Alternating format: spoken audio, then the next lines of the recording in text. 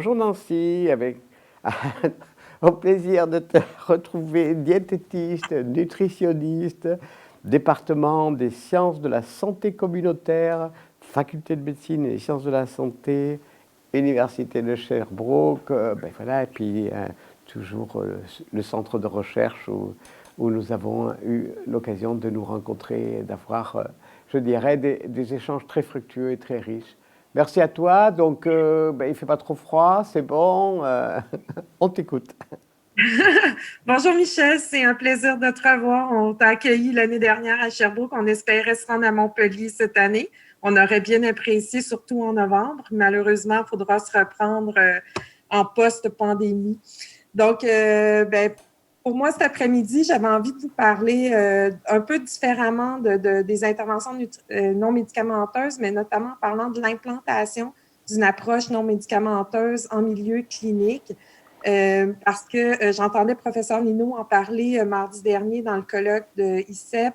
Euh, Au-delà du fait d'en tester l'efficacité, il faut aussi étudier les sciences de l'implantation et les sciences de la mise en œuvre autour des interventions non médicamenteuses. Et c'est un peu l'expérience des dernières années que j'avais envie de vous partager ce matin. Donc, comme on vient juste de le dire, ma formation est en nutrition. Je suis nutritionniste clinicienne à la base et toute ma programmation de recherche tourne autour de l'alimentation des aînés et de la nutrition gériatrique.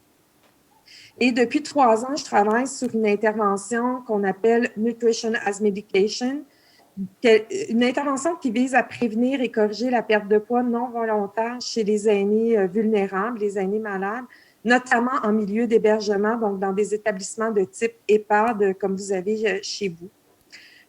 En gros, l'intervention est relativement simple, mais la mise en œuvre est plutôt complexe. Donc, l'intervention comme telle est d'utiliser un supplément nutritionnel oral qui est très dense du point de vue nutritionnel, donc en termes de calories et de protéines, qu'on offre aux patients à petite dose, donc de 30 ou 60 millilitres selon les capacités fonctionnelles du patient, qui est administré durant les tournées de distribution des médicaments, donc 1 à 4 fois par jour selon les besoins du patient spécifique, mais qui est surtout une prescription médicale. Donc, c'est vraiment prescrit comme un médicament et inscrit sur la feuille d'administration des médicaments qu'on appelle chez nous la FADM. Donc, de cette manière-là, ça permet d'offrir quelques centaines de calories jusqu'à 20 grammes de protéines par jour à des personnes âgées vulnérables qui sont dans un processus de perte de poids à cause de la maladie. Et c'est ce qui est énorme. C'est des quantités importantes qui font vraiment la différence sur la trajectoire pondérale des patients. Donc, en gros, ça ressemble un petit peu à ça, ce qu'on a dans nos EHPAD québécois. Donc, le chariot de distribution des médicaments, vous voyez l'ordinateur où l'infirmière peut voir la liste des médicaments qu'elle doit administrer aux patients. Et vous voyez la bouteille de supplément qu'on utilise, qui est un produit américain qui s'appelle le Tucal HN, qui est une bouteille d'1 litre. Donc, l'infirmière peut servir la dose prescrite aux patients selon les indications inscrites sur la feuille d'administration des médicaments, donc selon la prescription faite par le médecin. Donc, en gros, avec ce projet-là, on sort en quelque sorte le supplément nutritionnel du volet de la sphère alimentation pour l'amener vraiment dans la sphère thérapeutique au niveau de la prise en charge des patients. Donc, en 2018, on a obtenu de la Société Alzheimer du Canada un financement pour réaliser un essai clinique contrôlé, randomisé par grappe et pragmatique, donc pour tester l'efficacité de cette approche-là en comparaison aux soins standards qui sont généralement faits ici dans nos établissements québécois. L'objectif était de voir si cette approche-là permettait d'améliorer les trajectoires pondérales, mais aussi de réduire l'incidence des infections et des ulcères de décubitus qu'on appelle ici les plaies de pression. Donc, évidemment, dans le protocole, la première étape était d'assurer l'implantation. On avait prévu une période de 2 mois. Finalement, ça en aura pris un peu plus que ça. Et l'importance de l'implantation, en fait, était du fait qu'on anticipait plusieurs défis, principalement de 2 niveaux. D'une part, l'intervention est simple, mais la complexité au niveau logistique était plutôt importante, c'est-à-dire que l'intervention impliquait 4 groupes de professionnels de la santé différents, mais aussi plusieurs directions administratives de l'établissement, donc qui ont plutôt l'habitude de travailler en silo. Donc, il fallait vraiment rattacher les ficelles et s'assurer que l'intervention fonctionne rondement à travers l'ensemble de ces directions administratives et de ces professionnels de la santé. Et bien sûr, comme pour toute intervention qui touche le comportemental, ce qui n'est pas tout à fait le cas avec la médication, c'est qu'on s'attendait à avoir une certaine résistance au changement, donc ce qu'on appelle la peur d'avoir peur. On anticipait que les infirmières aient peur d'une surcharge de travail à cause de l'intervention ou que les pharmaciens aient peur d'interaction avec la médication qui est administrée en même temps que le supplément. Donc, on avait prévu au protocole 4 étapes d'implantation pour assurer justement l'implantation du Nutrition as Medication. La première étape était d'identifier et mobiliser les personnes clés pour l'intervention, mobiliser également les intervenants de terrain, donc vraiment ceux qui allaient être en contact au quotidien avec l'intervention. On voulait s'assurer de mettre en place des façons de faire qui allaient assurer l'accompagnement au long cours et aussi maintenir l'intérêt des équipes parce que le projet durait 2 ans.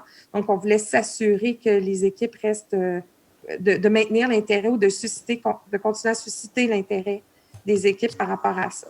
Donc, les personnes clés qu'on a identifiées, essentiellement ces 2 groupes, soit nos champions et nos décideurs clés. Les décideurs, c'est vraiment les administrateurs de l'établissement qui détiennent le pouvoir décisionnel en lien avec le projet. Donc, par exemple, le chef de pharmacie qui devait nous autoriser à insérer comme un médicament le supplément nutritionnel, donc sur la feuille d'administration des médicaments. Au niveau des champions, ce qu'on appelle un champion, c'est des personnes qui sont reconnues, respectées dans leur milieu, qui sont présents régulièrement dans cet établissement-là, qui ont des bons rapports avec le personnel, des bonnes relations, qui sont vraiment aimés des gens. Qu'ils aient ou non une autorité formelle n'était pas important. Ce qu'on voulait, c'était vraiment des gens qui allaient transmettre la bonne parole, qui allaient en fait vraiment être un porteur du projet pour nous au quotidien, puis qui jouissaient d'une certaine ascendance envers ses collègues. Une fois qu'on a identifié ces personnes-là, on a réalisé des rencontres individuelles avec elles ou au maximum 2 ou 3 personnes à la fois en tenant compte des niveaux hiérarchiques. Donc, on voulait s'assurer de populer sur les orteils de personnes. Et on est arrivé à ces rencontres-là très bien préparées. Notamment, on avait lu pour les décideurs leur planification stratégique et leurs priorités d'action de manière à ce que quand on présentait le projet, on cadrait ça dans leurs priorités, dans leur planification, de telle sorte qu'on améliorait ou en fait, on voulait mettre toutes les chances de notre côté en assurant l'acceptabilité de l'intervention par les décideurs. Donc, c'est un peu comme ça qu'on l'a approché. Évidemment, on est arrivé aussi avec un diaporama qui expliquait clairement le problème de perte de poids chez les patients des établissements de soins longue durée, l'impact que ça avait, les conséquences que ça avait sur leur santé, mais aussi les conséquences que ça avait pour l'organisation comme telle. On a aussi expliqué la procédure, donc la solution qu'on proposait, les bénéfices qu'on s'attendait, mais aussi les risques possibles. Parce que même si c'est une intervention non médicamenteuse, il reste que ce n'est pas inoffensif, donc comme on peut penser le croire. Donc, parfois, il peut y avoir des risques associés à ça. Et on a été très transparent à cet égard-là. Et on a aussi adapté notre discours et notre langage à la personne qu'on avait devant nous, à son background. Donc, si on parlait à un médecin, bien, on avait un discours plus médical que si on parlait à un administrateur pur et dur. Au cours de ces rencontres-là, on a pris une posture très réceptive. On s'est assuré d'accueillir les critiques, les appréhensions de ces personnes-là. Et on s'est mis vraiment en mode réassurance et en mode solution. Et quand on était à la recherche de solutions, de problèmes évoqués ou de problèmes potentiels qu'ils voyaient en lien avec l'intervention, on a vraiment travaillé en co-construction avec eux. C'est-à-dire qu'on ne s'est pas présenté comme ayant la science infuse ou comme ayant les solutions à chacun des problèmes. On s'est assis avec eux et on a co-construit des solutions. De telle sorte que les gens se sont sentis vraiment impliqués dans le projet et faisant partie intégrante de ce projet-là. On s'est montré aussi très souple et on a fait vraiment le projet pour que ça fonctionne le mieux possible. Notre objectif n'était vraiment pas d'être rigide et de leur imposer une solution, mais vraiment de la travailler avec eux et de l'adapter. Ensuite, on a mobilisé les intervenants terrain, donc ce qu'on appelait les intervenants terrain, c'est vraiment les professionnels de la santé qui étaient en contact direct avec l'intervention. Donc, dans notre cas, c'était principalement les infirmières, les nutritionnistes cliniciens et les médecins. On a aussi identifié la meilleure façon de les rencontrer, le meilleur moment. Donc, par exemple, pour les infirmières, c'était au changement de quart de travail. Pour les médecins, ça a été à l'heure du déjeuner où on a pu manger avec eux et présenter l'intervention en même temps.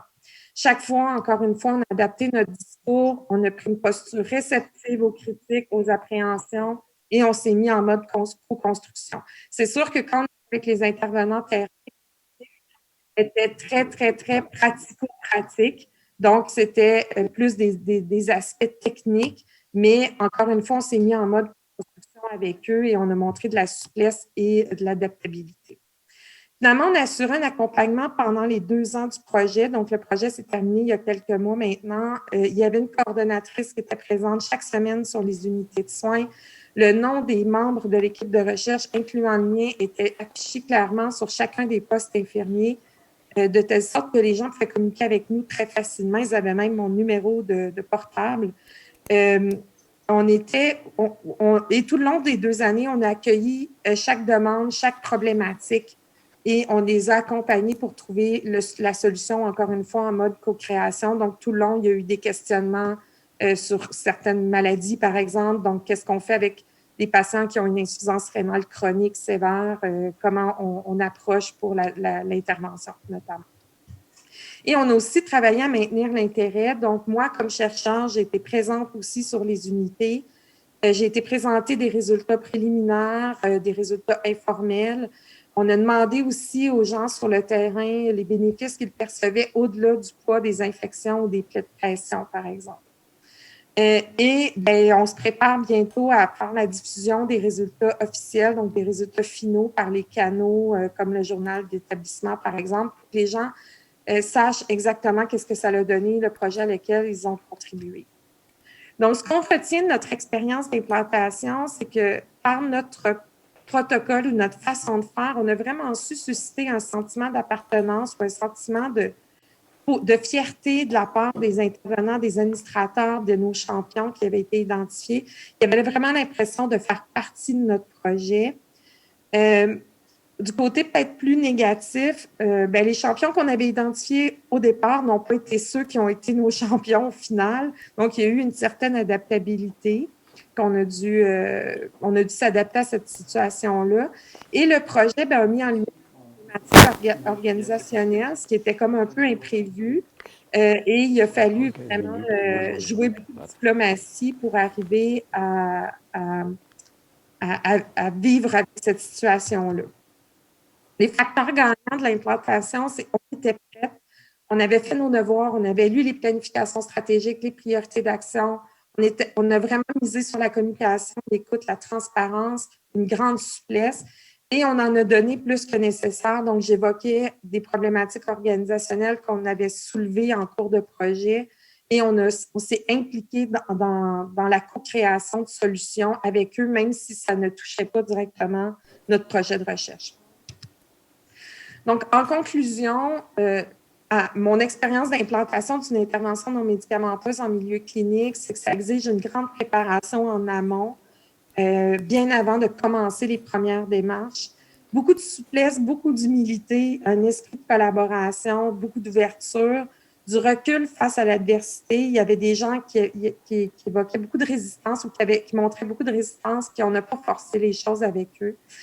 Et j'ai le plaisir de vous dire qu'au terme de cet exercice-là et des résultats qui vont être bientôt présentés, on a obtenu très récemment une subvention de l'Institut de recherche en santé du Canada pour rédiger un guide d'implantation de notre intervention, vraiment une espèce de modus operandi qui va pouvoir être utilisé par l'ensemble des établissements ici au Québec. Donc, l'argent qu'on a obtenu, c'est pour pouvoir le rédiger, le pré-tester, le peaufiner et le diffuser. Donc, on est vraiment rendu à cette étape-là là, au niveau de notre intervention. Donc, juste pour terminer, j'aimerais prendre une seconde pour remercier Isabelle Reed, qui est la coordonnatrice qui a vraiment mené à bout de bras ce projet-là depuis 2 ans, et la Société Alzheimer Canada là, qui a financé le projet depuis 2 ans dans nos établissements ici. Merci. J'ai terminé. Merci beaucoup, Madame le professeur Nancy Press. Au travers de votre exposé, en renvoyant à des réalités plus, je dirais, proches des réflexions actuelles sur les INM, vous avez montré parfaitement la fragilité, si je peux m'exprimer ainsi, de la frontière qu'il y a entre médication, médicaments et nutrition. Alors, il y a effectivement un concept là qui est différent, mais une frontière qui est plus fluide et qui montre effectivement que l'approche scientifique, c'est effectivement celle qui peut donner de la cohérence. Donc cela nous donne un argument majeur pour montrer le bien fondé de la reconnaissance des INM. Et puis, à cette occasion, pourrais-tu, Nancy, nous préciser, donc au Québec, comment ça se passe pour la prise en charge, effectivement, de ce qu'on peut appeler ou complément nutritionnel, complément alimentaire. Comment ça se passe? Est-ce qu'il y a une prise en charge? Je ne parle pas des personnes dans les établissements, mais à l'extérieur des établissements. À l'extérieur, dans la communauté, actuellement, la prise en charge est quand même assez, disons, mitigée. Les cas sévères sont référés, mais c'est une problématique qui a été identifiée au cours des dernières années, où ici au Québec, la prise en charge de la perte de poids non volontaire chez les aînés vulnérables, mais qui vivent toujours à domicile, en général, on les échappe. C'est vraiment quand, une fois qu'ils ont perdu 15, 20, 30 kilos, qu'on les voit dans une urgence d'hôpital suite à une chute ou à une pneumonie, qu'on réalise une perte de poids massive. Donc, depuis à peu près 1 an, on a commencé un projet de recherche pour améliorer le repérage de ces gens-là qui perdent du poids à domicile. Ça aussi, c'est un aspect, en tout cas du moins en nutrition, qui est un défi. Toute la question du repérage, parce que perdre du poids, ça fait pas mal. Ou avoir une déficience en vitamines, surtout quand elle est subclinique, c'est pas douloureux. Donc, les gens vont rarement consulter. Il n'y a pas de programme de repérage ou de dépistage systématique. Si je prends par exemple de la déficience en vitamine B12, qui est une déficience commune chez les aînés. Donc, comment on fait pour repérer ces gens-là et les prendre en charge de manière précoce et de s'assurer que la perte de poids ne se poursuivent pas de manière insidieuse dans le temps, ou que la déficience en vitamine B12, par exemple, qui est à un stade subclinique, ne devienne pas une déficience sévère avec les mois qui passent. Donc, c'est ce travail-là une des choses, en tout cas, du moins, qui me motive en ce moment. Je me déplace de plus en plus là, des établissements de santé vers la communauté, parce que c'est un endroit, justement, où il y a très peu de choses au niveau de la nutrition, en tout cas, du moins ici au Québec. Merci. Et donc, est-ce qu'il y a, comment dire, une répartition des compléments alimentaires, donc pour ceux qui sont effectivement pris en charge et ceux qui ne le sont pas, ou bien est-ce que c'est une appréciation au cas par cas par rapport à la personne? Bien, en général, c'est du cas par cas, mais une des problématiques avec les suppléments nutritionnels oraux, comme je viens de parler, c'est qu'ils ne sont pas remboursés par l'assurance médicaments ici au Québec quand les gens vivent dans la communauté. Donc, ils le sont quand ils sont dans un établissement de santé, un établissement de soins de longue durée, mais ce n'est pas le cas quand ils sont dans la communauté. C'est des produits qui sont quand même assez coûteux, qui sont dispendieux. Donc, plusieurs personnes aînées font le choix de ne pas en acheter ou de ne pas les utiliser pour des questions purement financières, même si c'est prescrit par un médecin. Donc, ce n'est pas couvert par notre assurance médicaments. Ici, au Québec, on a une assurance médicaments universelle, mais ce n'est pas couvert par les régimes d'assurance médicaments. Donc, on est obligé de passer un peu par des chemins, par la porte arrière, et de trouver des chemins différents pour que les gens puissent avoir une alimentation enrichie en protéines, en énergie, notamment en utilisant des produits comme la poudre de lait écrémé, par exemple, qui est très riche en protéines et qui va permettre d'enrichir des aliments assez facilement à faible coût. Donc, des fois, c'est un petit peu difficile. L'intervention va être différente que l'intervention qu'on va faire en établissement ici. Pour tous les produits de santé naturelle, l'homéopathie, ici, il n'y a rien qui est couvert par l'assurance. Donc, quand on veut travailler avec ce genre d'approche-là, on se bute souvent à des questions financières. Merci beaucoup, Madame le professeur Nancy Press et puis ma chère Nancy. Au plaisir de se retrouver. On a des grands projets communs puisque ce serait donc il faut le souligner, c'est 2023, c'est ça. Hein. Donc au mois d'octobre 2023, la date reste encore à préciser, que nous nous retrouverons pour un ICEPS satellite et à Montréal cette fois-ci. Voilà, donc merci Nancy.